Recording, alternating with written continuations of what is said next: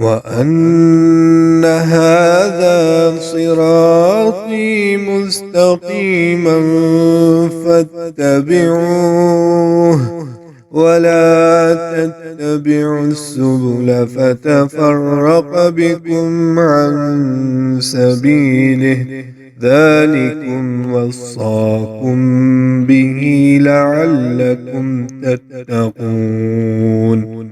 أعوذ بالله من الشيطان الرجيم.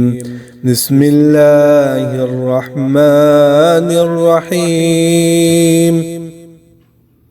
अल्हम्दुलिल्लाह रब्बिल आलमीन वस्सलातु वस्सलामु अला सय्यिदिल मुरसलीन अम्मा बाद। किसी भाई ने ये सवाल किया है कि क्या ये बात दुरुस्त है कि जिसने शादी नहीं की वो जन्नत का हकदार नहीं होगा। तो गुजारिश ये है कि ये बात गलत है।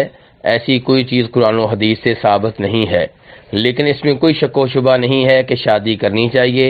ये अंबियाए कराम अलैहिमुस्सलातु वस्सलाम की सुन्नत है और शादी करने वाले से ही उम्मीद की जाती है कि वो पाक दामन होगा, पाकबाज होगा।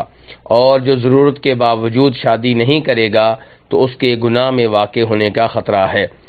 इसलिए शादी करनी चाहिए और अपने आप को किसी फितने में मुब्तला करने से दूर रहना चाहिए, बाज रहना चाहिए।